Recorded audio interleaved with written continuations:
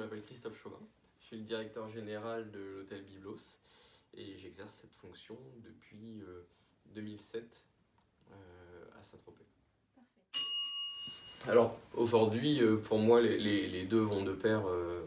Un cursus scolaire vous donne pour moi les bases du métier qui sont importantes puisque vous retrouverez dans votre métier en permanence des rappels comme ça qui vous feront penser à ce que vous avez vu à l'école, que ce soit de la gestion, que ce soit du restaurant, de la pratique, tout ce qui fait que vous deviendrez par la suite des professionnels aguerris. L'expérience est un complément important et c'est pour ça que les stages sont des moments très importants que vous devez privilégier également, déjà parce que ça vous donne accès à des maisons prestigieuses par le biais de l'école et puis de l'environnement que vous avez sur la Côte d'Azur.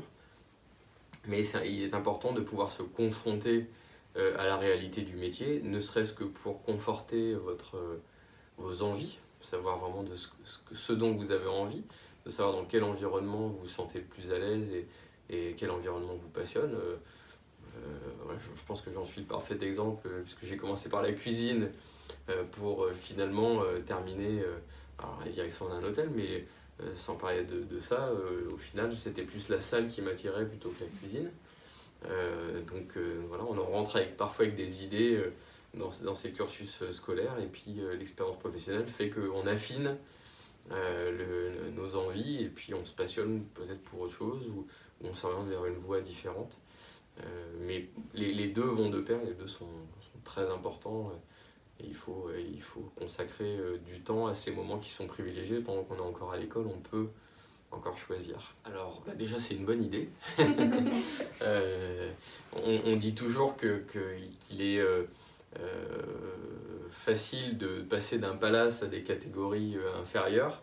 Il est beaucoup plus difficile de passer de catégorie inférieure à un palace. Alors même si aujourd'hui les choses sont un peu moins vraies puisque il y a aussi de très belles compétences dans d'autres profils, mais démarrer dans l'environnement d'un palace, c'est avoir accès à l'excellence immédiatement, par la clientèle, par l'exigence qu'ils ont au quotidien, puisqu'ils veulent le meilleur et on se doit tous les jours de donner le meilleur. Donc je conseille vivement aux élèves de faire des stages dans les palaces parce que on voit tout de suite ce qu'il y a de meilleur, ce qu'il y a de plus beau, les moyens, l'exigence au quotidien. Donc je pense que c'est important. Et puis pareil par la suite de se dire je m'oriente vers le palace ou non, finalement j'ai peut-être envie de faire autre chose. Mais commencer par le palace, pour moi, c'est tout de suite mettre un pied dans la grande famille de l'excellence. Alors premièrement, la tenue lors d'un entretien. Et je pense qu'aujourd'hui, beaucoup de gens négligent ce détail, mais la tenue lors d'un entretien est ultra importante. C'est la première impression que vous donnez à votre futur employeur. Donc c'est important. De bien être présenté. Également le contenu de votre CV, la présentation. Très souvent, on a des CV bâclés, des CV sans photo. La photo dit beaucoup aussi. Si vous vous présentez bien sur votre photo, si vous êtes bien apprêté, si vous êtes sérieux, tout un tas de choses, souriant. La photo dit beaucoup aussi sur le CV. Et ensuite, la connaissance de l'entreprise avant d'arriver à l'entretien, c'est important. On a parfois des candidats qui se présentent au Byblos et qui ne savent même pas ce qu'est le Byblos, le nombre de restaurants, le nombre de chambres.